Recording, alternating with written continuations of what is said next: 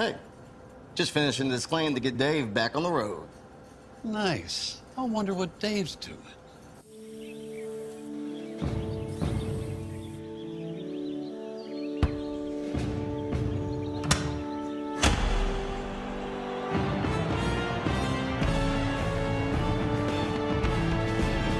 You do your thing. We've got you covered.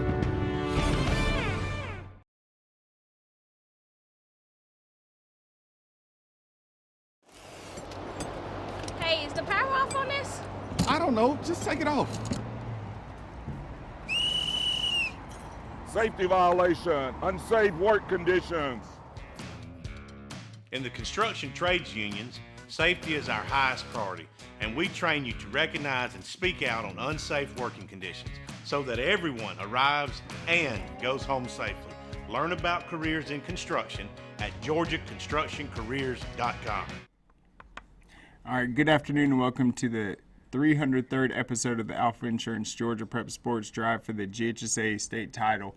Today we're going to talk about the quarterfinals, look ahead to the semifinal matchups, talk a little bit about the Corky Kell Dave Hunter basketball tournament that we're going to have on Saturday, and then our featured guest is going to be Perry head coach Kevin Smith, and I'm excited to have him on. They've had a tremendous playoff run. They've battled a lot of adversity this season, dealing with injuries, and their latest win was a great victory over Stevenson. They went on a big 27-0 run in that game, and that's on the heels of their big win over Bainbridge. So I'm excited to talk about the Panthers and their upcoming matchup with Stars Mill. So that will be a battle of the Panthers. But first, we'll start with our game that we covered this last week. It was Walton's win over Carrollton, 56-35. It was the most impressive offensive performance I have seen at any high school game in the 12 years I've been covering this. They basically played a perfect game. They were unbeatable. They had 8 offensive possessions. They scored touchdowns on every single one of them. And then their final possession was just the victory formation. They did everything they needed to do to stay in front and maintain their lead. They struck first, went up 7-0. Coach Brunner said before the game that he felt that he needed 6 stops in the ball game to win. I think they only got 5, but the first one was huge. Then they went back down the field and went up 14-7. So they win the game. Going into the half, they got the ball back with 3 minutes left. They had a 2-touchdown lead, and Carrollton was going to get the ball first. They ate up all the clock and then capped it with a Makari Bodiford touchdown reception with just 8 seconds left. So what was so impressive with that drive, Walton showed the ability to strike fast, drive the ball down the field, but then they were moving the ball so efficiently that they were able to eat up all the clock, not give Carrollton the ball back, and cap a 35-point first half. The second half, Carrollton was able to make it a one-score game. It was 35-28 at one point, and then Walton just maintained their aggressiveness and ran away with the victory. If you watch that game, you saw the different dynamics of the offense. Makari Bodiford, I talked about it last week. He had 10-plus carries in the opener against Grayson and then did not touch the ball more than 10 times until the playoffs. So he has been well rested. Rusty pointed out during the broadcast, he's a solid 200 pounds, and he provides the physical runs. His first touchdown in the game was extremely impressive. He hurdled the last defender, so he is definitely healthy and primed for these final potentially 2 games as Walton seeks its first ever state title. Austin Williams came in to provide that 1-2 punch in the backfield. He had a touchdown in the second half. He took key carries as well. Hunter Teal, I thought he owned every single snap on the field. He made so many big plays in the first half. Every time his number was called, he made the catch, blocked well, just dominated every single snap. Wyatt Sonderman had a big catch on the opening drive. He did have a couple fumbles. Carrollton was able to recover one of them, and that's something we've seen Wyatt do throughout the season, so he's got to clean that up, but still he made a big impact, and we actually saw that in the first game of the season. Wyatt actually fumbled on Walton's first snap, and they still were able to build a 49-0 lead on Grayson. So one of the fumbles came on special teams. I think the other one came on a big reception that they were able to recover. Then Jordan Bam Bride, he provided a threat on the sideline. He ran a bunch of quick releases and go routes, and then Heklinski was able to just throw it up. He was able to elevate, catch the ball at the high point, and then stay in bounds. So I was really impressed with that aspect, and he obviously is playing defense too. And then Cam Lloyd was all over the field, looking like Tyreek Hill. He's able to just run extremely long routes, and he had, thought, one of the most impressive plays that I haven't seen any team do this season. He had so much speed that he came from the other side of the field. Heklinski just threw a bomb downfield. He ran under it, tracked it, and then caught it right by Wyatt Sonderman.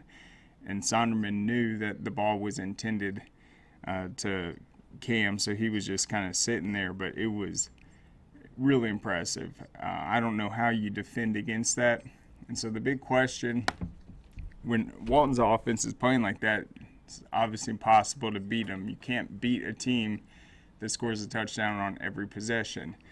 Turnovers could be a problem, but I think as long as they keep mixing it up offensively, it's going to be tough to beat. They're going to play Camden County this next round, and that will be a tough matchup. I was impressed with how Camden jumped out on Mill Creek. They ran the ball all over them. They shut out McEachern the week before, and it will be a type of team that Walton has not faced this season. And we saw it with Camden County's big win over the defending state champs, and I think we also saw with the success of Thomas County Central, some matchups in Class C Division I with Bowden, Dewey County, and then the Roswell-Marist game. What you're seeing is a lot of teams have focused on this 7-on-7, the passing game, the balanced offensive approach, the complementary football. But if you have a triple option or wishbone team that runs that every single day, they practice it every single day, they're going to line up, and it's going to be a tough matchup. Yeah, that's exactly what happened to Roswell. I had a feeling they were going to win, and the only thing I got wrong was this. Marist has a fullback named Jackson Hughes. He is a beast, and I felt like he was going to have a big game. It wasn't him, though. He actually had an early fumble that allowed Roswell to take a 7-0 lead. I think he put the ball on the ground another time. So it wasn't him that had the big game. It was the pitch. Marist was able to pitch it to the outside, and Roswell's linebackers, their secondary, struggled to stop them or produce any negative plays. And so that Marist offense just ran all over them, put up 48 points in a blowout. So that was a huge result, and our game this week is going to be a very interesting kind of throwback game when we have Thomas County Central playing Marist. Thomas County Central, from what everyone has told me, has the best defensive line in the state production-wise. And you look at the points allowed, I think it's 109 points all season long. They've been playing top-notch offenses. So they're allowing, that's something like 7-8 points per game. So you're going to have the best defensive line going up against the Marist triple option that has been running that system since the 80s. It is going to be an outstanding matchup. Both teams have been playing so well, and they know exactly what they do. But let's go ahead. We're going to queue up our play of the game and go back to the Walton one. And I just want you to see the way Heklinski throws this ball and watch Cam Lloyd track this thing down and then try to figure out how you're supposed to defend a play like this. Let's go ahead and run it. Third quarter of play. Heklinski going to roll left. Got time. Middle of the field. Lloyd is there, and it's caught inside the 5.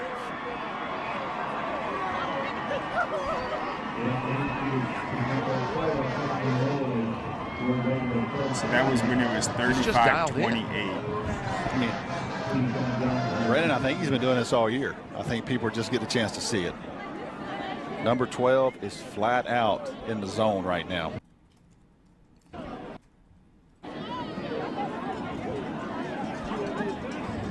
And it is absolute stunned.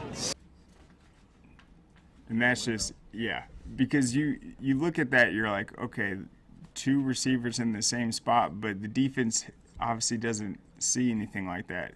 He's guarding Wyatt. Wyatt knows the ball's intended to Cam, and then Cam came all the way from the other side. He's a slot receiver, ran that deep post route. You see where he lines up. He ran his route on the hashes closest to us, then comes over, and Heklinski just airs it out, and you see that speed. Stunned silence on the Carrollton sidelines. Carrollton's defense doesn't even know what to do. They're trying to find and locate the ball.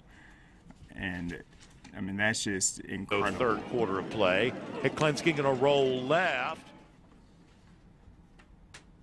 And then Austin Williams punched it in on the next play. Middle of the field. Lloyd is there, and it's caught inside the 5.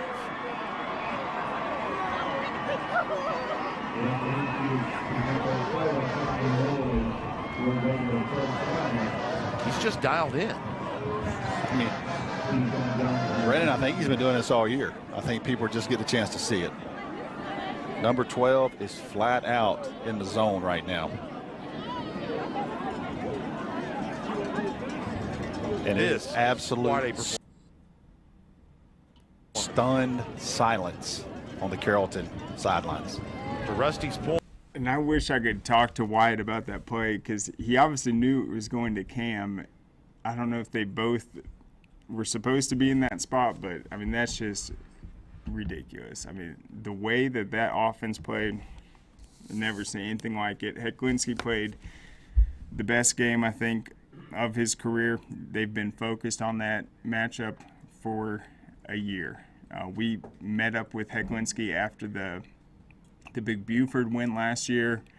Everyone was really excited about it, and then that game did not go their way. It was a kind of disaster right before the half last year. Carrollton ran away with it, and that left a very bitter taste in their mouth. And then you got to think, Juju Lewis, he's getting the Sports Illustrated cover. He's the #1 quarterback in the state for the class of 2026. He's getting the NIL deals. And then Heklinski, knowing it's his senior year, having that chip on his shoulder, he's been doing it all offseason, wanted to prove that he's the best in the state. And then he goes down to Carrollton, said he was happy that they lost the coin flip, and then he gets to avenge that and put on a performance that everyone's talking about now. So it was a great response by him. He made every single throw, didn't miss a single throw all game. Did it in the intermediates, got everyone involved, and definitely deserves the credit. I'd be shocked if he isn't the player of the week in the newsletter, if they're still doing that for the playoffs. And I liked the Marietta Daily Journal had an incredible recap of it. I love the title. It says, Walton gets offensive in their win over Carrollton. And yes, they did. 8 possessions, 8 touchdowns. So let's just go through it real quick. All right, Walton head coach Daniel Bruner said he knew Carrollton was going to be able to move the ball during Friday's quarterfinal matchup. Because of that, Bruner said his team needed to get at least 6 stops on defense. Walton fell 1 stop short of its goal, but the 5 stops were plenty. The Raiders made 8 trips into the red zone, came away with 8 touchdowns, and rolled to a 56-35 victory over the Trojans at Grisham Stadium. So Walton was 5 of 5, obviously in red zone the first half with the 35 points. They were 5 of 5 on third downs, and then they didn't need to attempt a fourth down until the second half, and that was at the end of the third quarter. It was actually like a 4th and 7. It was a pretty long one. Hecklinski had I think he ran on third down to pick up some yards, and I was on the Carrollton sideline, and they thought finally we're going to get this offense off the field, and then he found Hunter Teal right at the sticks to move the chains, and that play right there really broke, I'd say, the spirit on the Carrollton sideline. They were extremely frustrated, but it was just another great play, and it was just one of those nights. All right, so Walton, we mentioned they fell short of that goal. All right, the victory earned the Raiders now 13-0, a measure of revenge after they fell 52-27 to Carrollton in the same round last season. Now Walton will host Camden County in the state semis next Friday after the Wildcats, with their old school wing T offense, upset Mill Creek in their quarterfinal clash. It will be the Raiders' second trip to the Final Four in the past 3 years. They've got one of the best coaches in the state, Bruner said of Jeff Herron, who began his prolific coaching career with 1 season at Walton in 1989. They run an offense that's unorthodox in today's game, and it makes it difficult to prepare for. It's going to be a great challenge. Walton's challenge in the quarterfinals was to figure out how to slow down Carrollton quarterback Juju Lewis, the sophomore USC commit who threw for 330 yards and 4 touchdowns in last year's matchup, and he was held to 260 and 3 touchdowns this time around. Lewis was also sacked 4 times, 3 by defensive lineman Justin Kruger. Dang, I did not know he had 3 of those sacks. I heard his name a lot, but that's a big-time performance.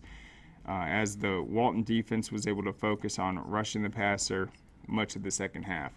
We knew their offensive line was good, but they were young, Kruger said. We loved it when they had to throw. We got a chance to get after them, and it was a lot of fun. In addition to the sacks, Walton had 10 tackles for loss and consistently made things difficult for Lewis, with pressure on the front end and 4 pass breakups on the back end. Carrollton was held to 2 of 11 on third down and more than 12 points below its season average. The defense's big moment came late in the first quarter after the Trojans just cut the Walton lead to 14-7 on the ensuing kickoff.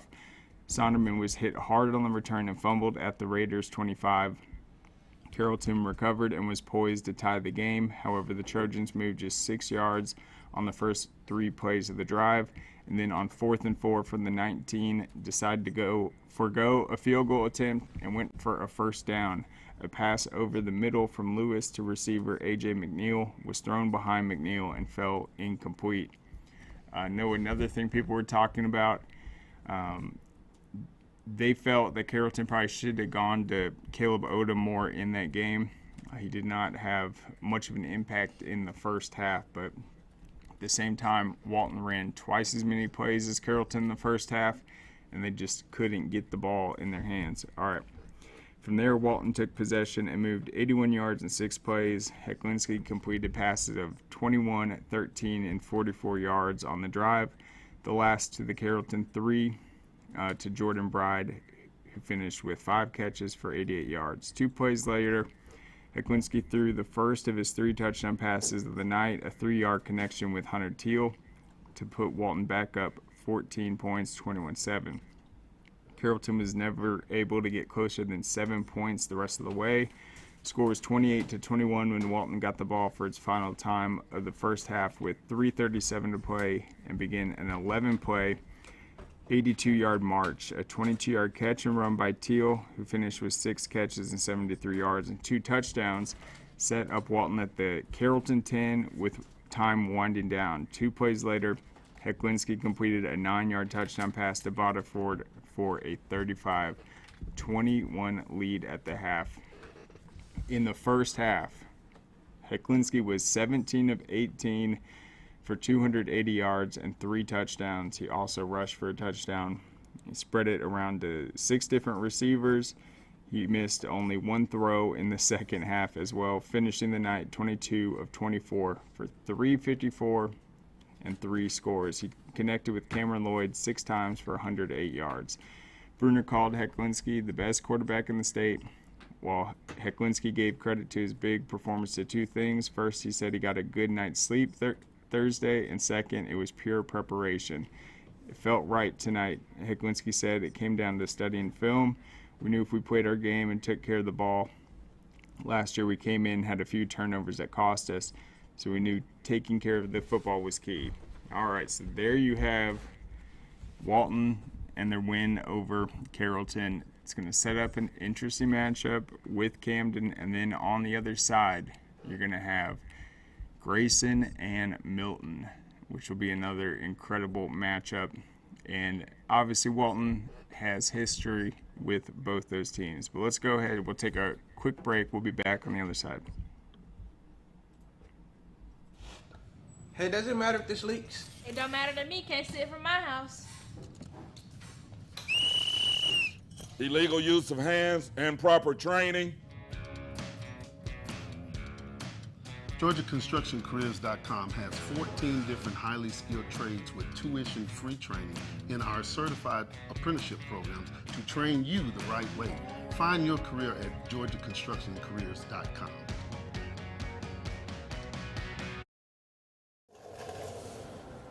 What you doing? Hey, just finishing this claim to get Dave back on the road. Nice. I wonder what Dave's doing.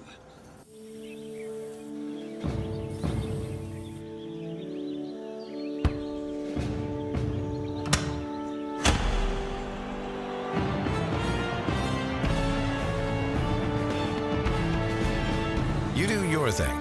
We've got you covered.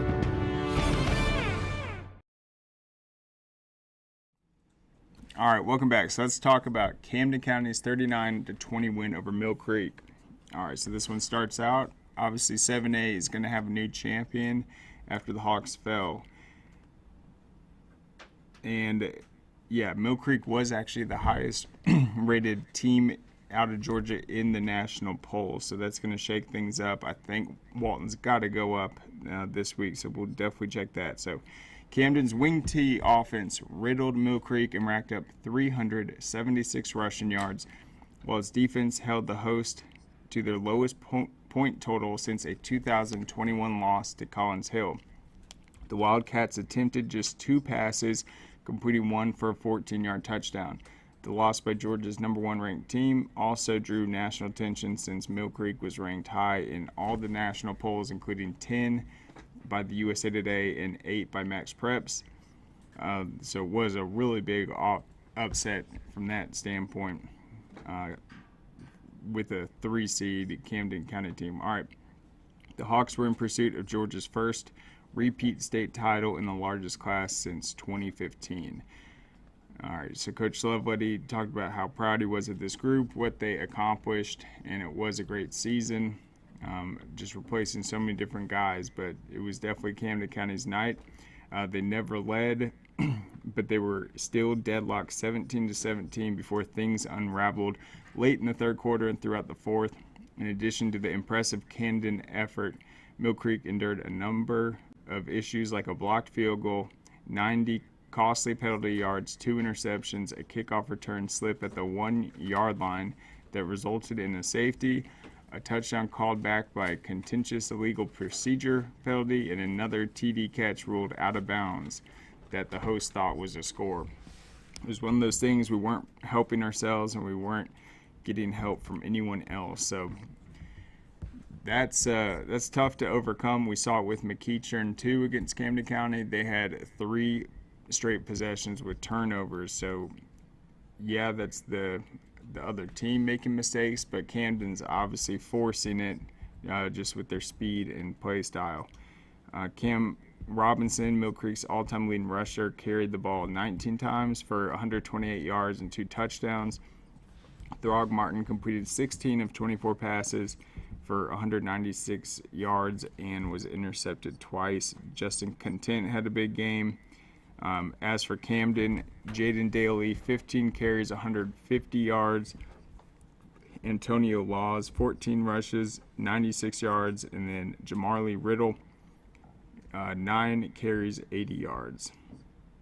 So they just could not find an answer to that wing T offense.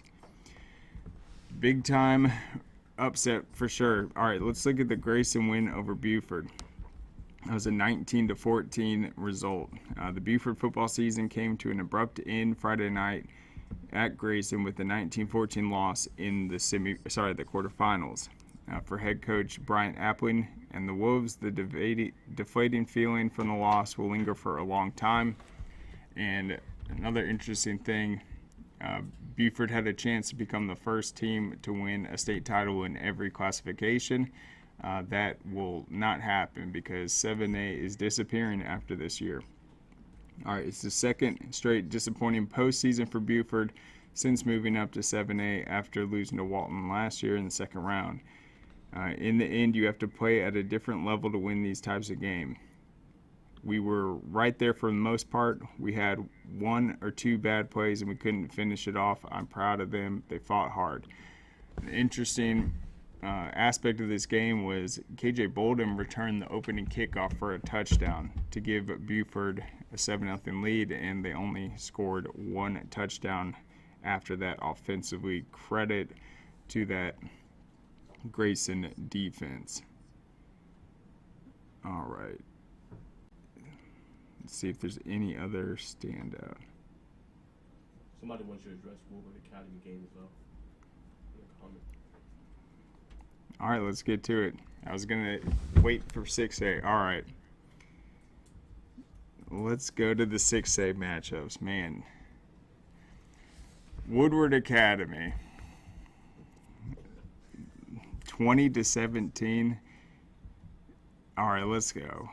It was a comeback victory. Let's see, the 10th ranked War Eagles eliminated top ranked Gainesville with a 2017 comeback victory to advance to the semis. The Red Elephants led 17-7 at the break, but played the second half without starting quarterback Baxter Wright and running back Gavin Hall, both of whom were injured earlier in the game.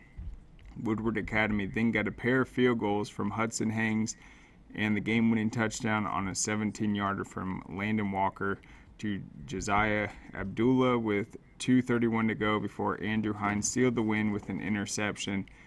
Abdullah also had the first touchdown of the game with an 85-yard return on the opening kickoff. So that's a pretty unconventional way to win a game, but certainly impressive. Mentioned the injuries Gainesville suffered. They had the big lead, but Woodward was able to steal it.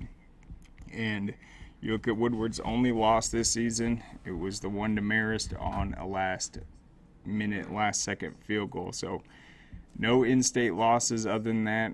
They're competitive in every single game they play.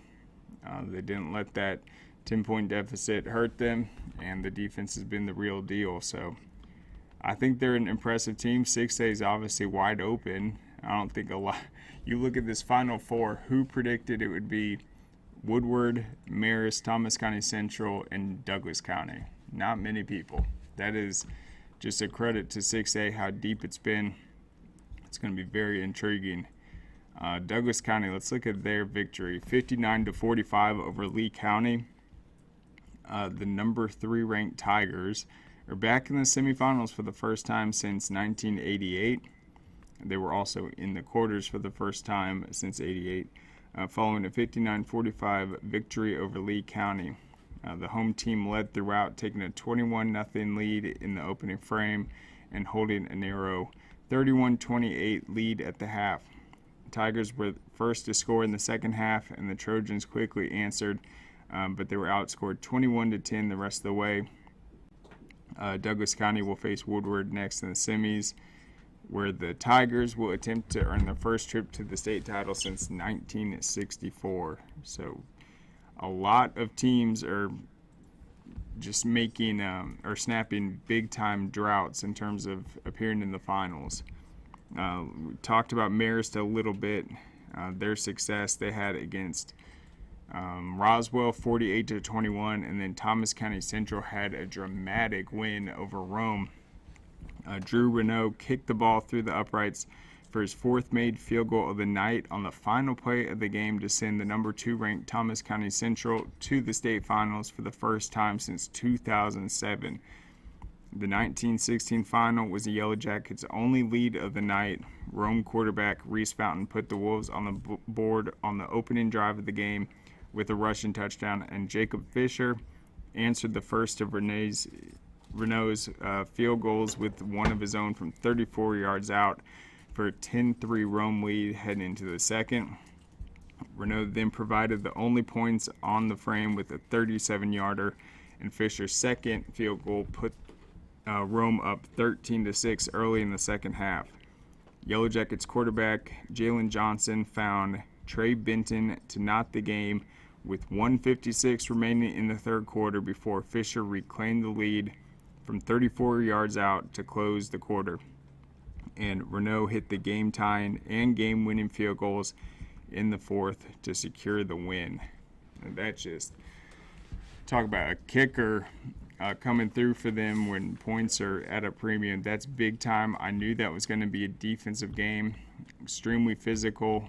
Rome's defense has been outstanding, and that's just a tough way to end it for Rome. But it sets up a pretty intriguing matchup this week with Thomas County Central and Marist. All right, let's look at, I think in 5A, this is going to be a very intriguing matchup. Cartersville and Coffee. Both those teams shut out their opponent in this latest round. Cartersville shut out Jenkins. Jenkins was coming off 2 straight 1-point victories. One of the underdogs still alive in the playoffs, and I think Cass was in that category as well, although their wins in the first 2 rounds were, I'd say, a little more notable. They had a huge win over Kell, a big second round win over Mays.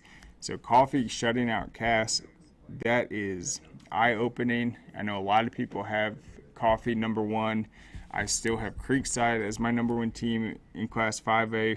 Got Coffee at number 2, but that's going to be interesting. Cartersville is a really well-coached team. We know how good they are in the second half. They've had a ton of comebacks, closed out close victories, and I think they still haven't really played their best football yet. So despite them being undefeated, winning the region, I still think they're finding ways to get better. And then Coffee's just been rock solid all season.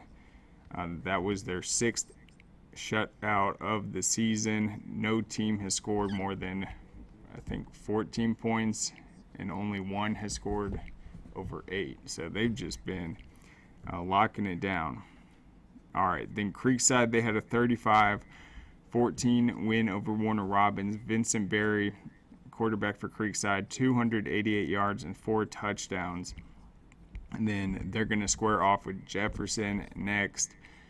Same sort of deal we've seen every single round so far. Sammy Brown went off 261 rushing yards, 4 touchdowns to lead the Dragons to a 35-12 victory. And that's going to be the big key. All the speed, the balance of Creekside's offense going up against a 5-star in Sammy Brown. It's going to be a very intriguing matchup. Two incredible programs. Creekside had 393 yards of total offense. Warner Robins had 312. And this will be Creekside's second semifinal appearance the last 3 seasons. So Warner Robins goes out. They were a state finalist last year.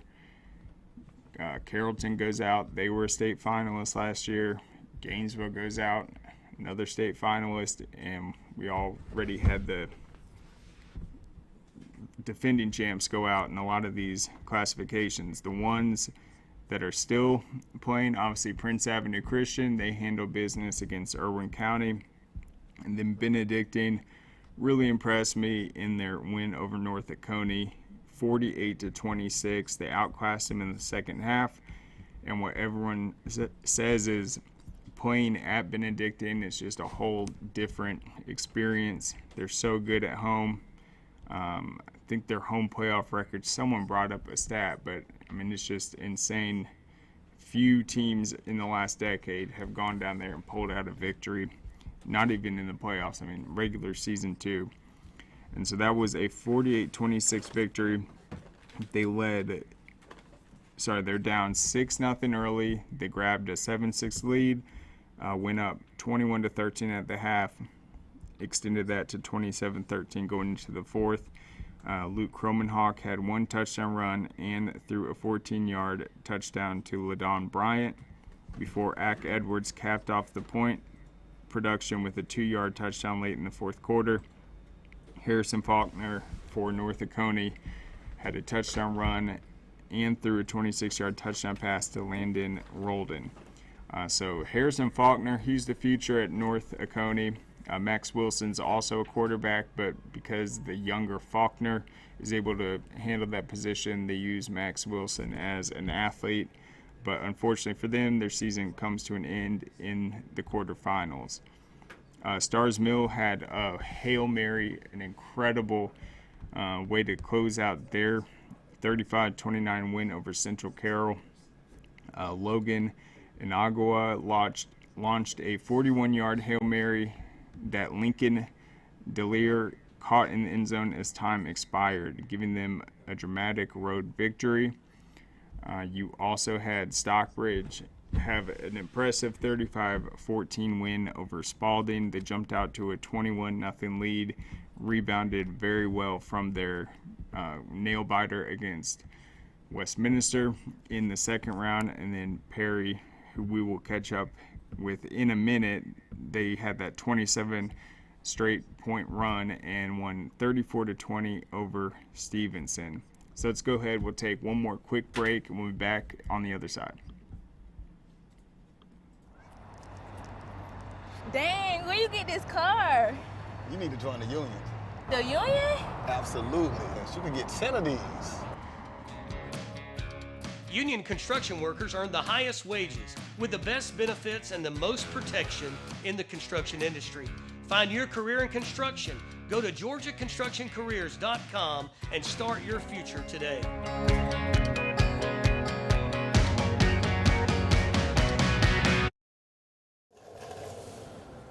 What you doing? Hey, just finishing this claim to get Dave back on the road. Nice. I wonder what Dave's doing.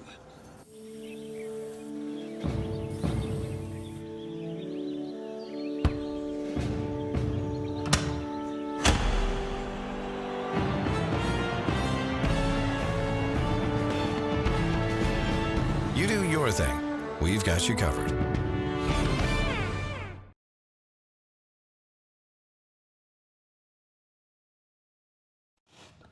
Hey, does it matter if this leaks? It don't matter to me, can't see it from my house.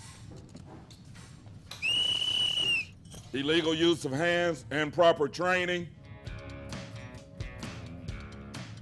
GeorgiaConstructionCareers.com has 14 different highly skilled trades with tuition-free training in our certified apprenticeship programs to train you the right way. Find your career at GeorgiaConstructionCareers.com.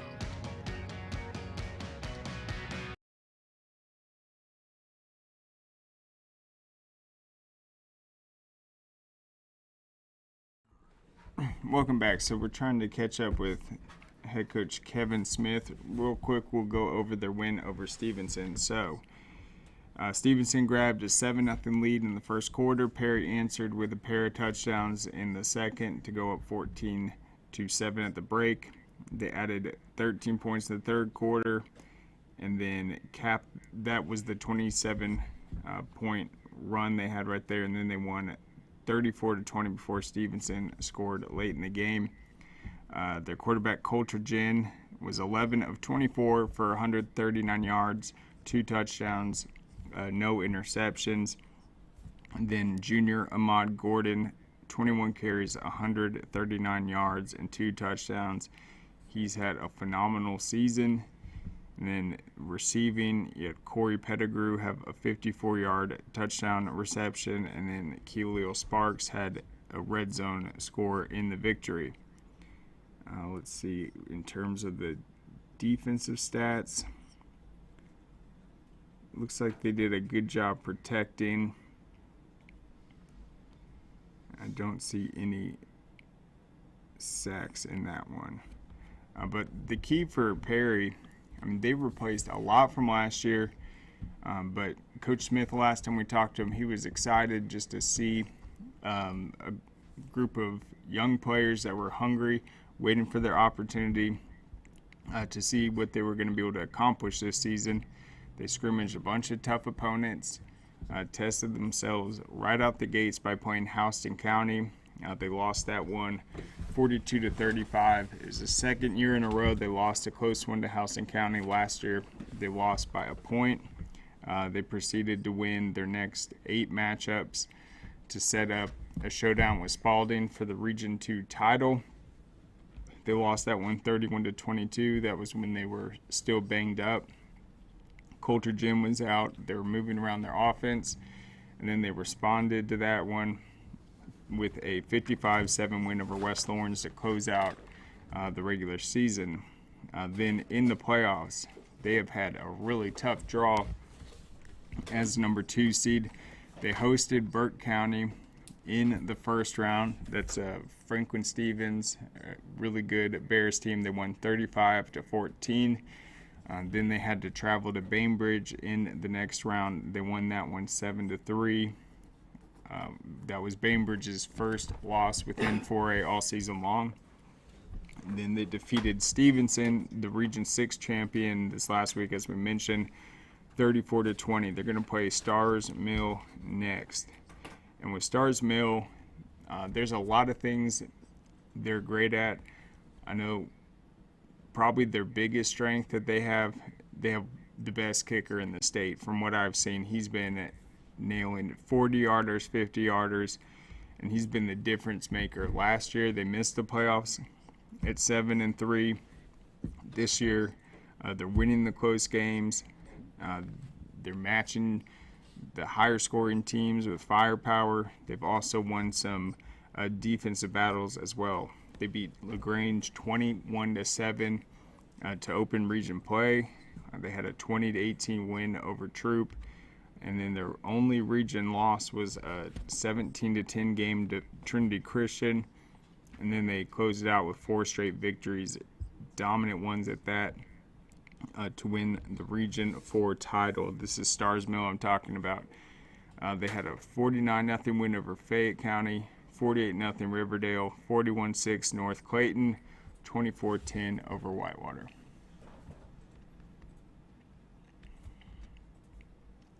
Hey, Coach, how's it going? Hey, good. Hey, time got away from me. I'm sorry I'm late. Oh, no problem. Thank you so much for coming on. So I was trying to describe your season a little bit. It looks like you guys have battled through adversity and just kept finding a way week in and week out. So let's talk a little bit about that. Yeah, we started the season off real strong, played some real strong opponents. Started region play, sort of was hitting peak time. Then, we had an injury to our quarterback. Then we won. We lost the region championship game sort of at the end. And then we came back in the first round of playoffs, played really well against Burke County. And then we went down to Bainbridge. We got a quarterback back that week, and he made a difference in that ball game. It was a real tight ball game, and he made a couple of throws that sort of helped us. And then last week, he was back sort of himself, so it sort of benefits us a little bit that you got to defend the whole field instead of stacking the box. So hopefully that's going to benefit us. But that's sort of while we sort of been up and down. We scored a lot of points early, and then a couple of games where we didn't. But right now it's just about scoring. I tell my guys we just need one more than they need. Yep. And I know when we talked last year, we were really excited about the young guys that have been waiting their turn. You're excited about just kind of the fresh new look that your team would have. But it looks like Ahmad Gordon, he's filled that like leadership role for you guys this season. He's had a huge impact. Yeah, he's had an outstanding year. I knew he could do it. I didn't realize he was going to do it the way he's done it this year. I think he's broke the school record in touchdowns in a season and points scored. And he's just even in these tough games where people loading the box a little bit on us, he's still been able to get through there and get yardage in crucial situations. And he's definitely been a great asset to our offense. And then I really believe this time of year you got to be able to run the football if you're going to be successful, and we've been able to do that. Yeah, absolutely. You look at the teams remaining; they all have been phenomenal running the ball. Compare this year's team to last year's team. Are you guys more run oriented? I think we are. We could run it last year, but I just think this year we have been. That was one of the main things that we want to make sure we could establish the run game. And I definitely think the run game this year has really helped us. And then, having the explosive wide receivers that we have and having Coulter back to get them the ball really works in our favor. And I think it's had a big impact on the way we've been scoring points this year. Yep, Pettigrew's only a junior, but he's had some big time plays for you at that receiver position. So you guys have been able to keep it balanced, keep it explosive. But what about the defense? Because that result against Bainbridge, I mean, that really stood out. That's a great football team. They hadn't lost within 4A all year long. What did your defense show you in that battle? Well, we've our defense. We had to replace 10 starters on defense, and all year that we were going to have some growing pains, and this seemed like against Bainbridge, I never would have thought we'd held them to 3 points, to be honest with you. But our guys just played really well. We were able to control the line of scrimmage, and we were able to, our guys are playing with a lot of confidence back there. Those guys have grown up. I told them, you done got 10 games on your belt. You ain't new no more. And, we're just starting to click at the right time. Defense has played well throughout the playoffs. I was really concerned going in against Burke County, seeing a wing T for the first time. And, they had some explosive running game.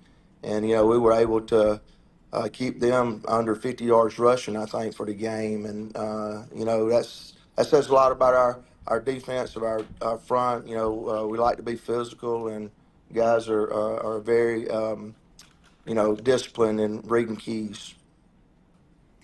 Yeah, and I mean, I look at your schedule. You open up against Houston County. You got the big win over Jones County. You play Peach, but you've had a really tough draw in these playoffs. So just talk about how these last 3 rounds have strengthened your team, just prepared you guys for this big semifinal matchup. Man, I tell you, I think the big part is having to play 4 physical quarters, and being in a tight game 7-3. Having to have to go all the way down to the last whistle. And even I think it just is because everybody's good at this time of year, and everybody's coached up at this time of year. And when things I guess what I'm trying to say is we're used to being in a close game all the way down to the wire. And I think last year, we blew through everybody, and then when we ran up against Wayne and they shortened the game on us, we sort of didn't know how to handle that. And I think we've grown up from that, and I think these tough playoff games has helped us reinforce that. Yeah, and your focus obviously had to be sharp in this last win against Stevenson. Every time I've seen them play this year and seen the recaps, they have tons of special teams touchdowns, a lot of explosive plays. So how'd you guys fare in that aspect, just limiting the explosive play this last round?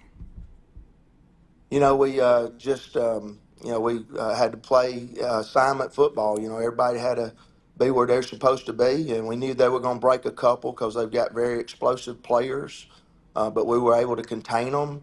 They had we worked really hard on special teams, and I thought our kickoff team did. Every time we had to kick off, you're holding your breath, and I thought we did a great job all night getting them on the ground.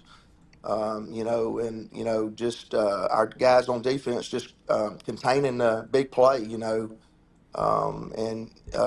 we sort of made them one-dimensional.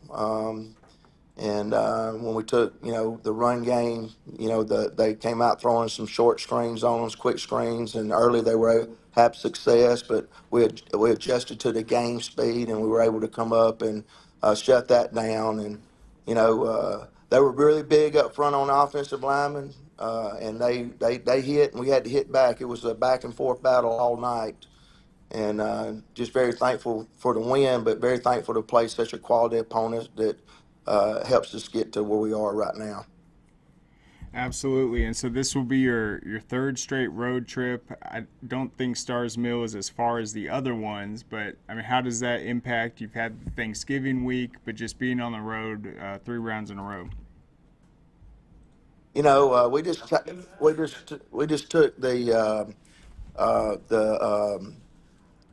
keep the football field's 100 yards long. It's 52 and 2/3 yard wide. Its goalposts are the same, 5 yards. We gotta keep the focus inside the lines, because all the stuff outside, having to travel a long way, having to get out of school, having to be out of school for Thanksgiving, then having to go up and fight Black Friday traffic up in Atlanta, having to stop places, having to leave earlier because you just don't know what you're going to get. All that's outside distractions, and we had to keep our focus inside the lines, and that's been our message. And it's worked so far. And our guys they're very hungry. Perry's never been to the semifinals. This is his first time in school history, and we've knocked on the door 3 out of the last 4 years, and it's good to finally get to this semifinal matchup, and soon do. Yeah, and it's going to be against the Starrs Mill team that has been playing very well. They were obviously upset last year, 7-3 finish, didn't make the playoffs. They turned it into a region championship run this year, and then they come off a really dramatic win, the Hail Mary at the end. What stands out to you just about this Starrs Mill team? Man, they're relentless. They're well coached, fundamentally sound. They play hard. They believe that they can win. They believe they're supposed to be here. They do a good job of on offense of being very multiple. They're not a fast-paced team. They want to snap the snap the ball when it's down to 1 or 2 seconds. They want 4 yards. They want to get the lead on you and shorten the game. And they play really good. They're really good on defense. They're very sound, and they're very sound in the kicking game. They have a kicker that's a weapon, and and they are very sound, well coached. And Coach Phillips and his group over there has done a great job with that program. He's been there for a long time, and you can tell. Yep. So you mentioned they're multiple. So you see with their offense that they really kind of take what you give them. Yeah, and like I said, they just their whole thing is executing, and what they're multiple because what they gonna do what they think they can do to be successful this week, and they can be wing tee, they can be spread, they can be option. They could be 2 tight ends. They can be single wing. Just a lot of stuff to get ready for. And, and all they want is 4 yards, And when you get that many formations and that many different looks, we got to be very simple. We got to be very sound on defense and try to keep them contained. And then all these playoff games have been different, but how have you guys handled just getting off to fast starts? You know, that's something we've been preaching all year. Coming out of the locker room, that's something that we worked on in the off season. That's something last year I didn't think we did a real good job of, and something we did put a lot of emphasis on. We're playing well now. We're executing. We're healthy. And our guys believe, and that's a big thing when we're a player-driven team, and when the players go out there and they say we're gonna get it done, that's a lot easier than us coaches having to motivate them all the time. So it's not always been that way. This is a great group, senior class, and they've been around a while. They played a lot of playoff games, and this time of year. Fantastic. Well, Coach Smith, thank you so much for coming on. Best of luck this Friday night. We'll be watching at 1, and hope you guys get the result you guys want. Yes, sir. Thank you, and thank y'all for all you do for high school sports. You bet. All right, so there goes Coach Smith. Wow, I did not realize that they're trying to get to the finals for the first time ever. It's a lot of great historic programs in that middle Georgia area. Warner Robins, Northside, you got Peach County, but Perry has been that team that's been stacking up great seasons, been winning region champions, but that one thing they haven't done, make that big playoff run and prove that they are a championship team.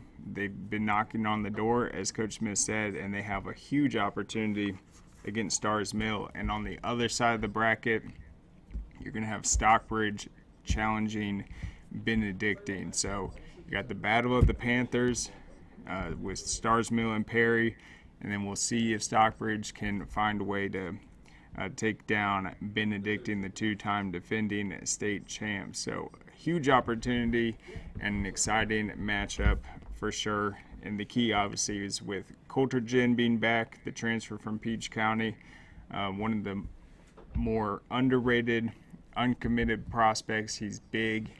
He's got a great arm talent. And this year's offense is more predicated to run, but when you can have the positive plays in run game and allow him to stretch the field, as he mentioned, it is a release valve on the defense. But I'm pumped for that matchup. That is going to be a big one. But go to scoreatl.com. We've got all our roundups from last week. We'll obviously have the brackets up there, and then we have our previews of this Saturday's Corky Kell Dave Hunter basketball lineup. You can check that out. We'll be back tomorrow at 12 with Underrated and Overlooked, and we'll have shows every single day. So go ahead, subscribe to the Score Atlanta YouTube page. We got the broadcast of Carrollton and Walton up there, and you can look at all of our games right there. So we'll see you tomorrow. What you doing? Hey, just finishing this claim to get Dave back on the road. Nice. I wonder what Dave's doing.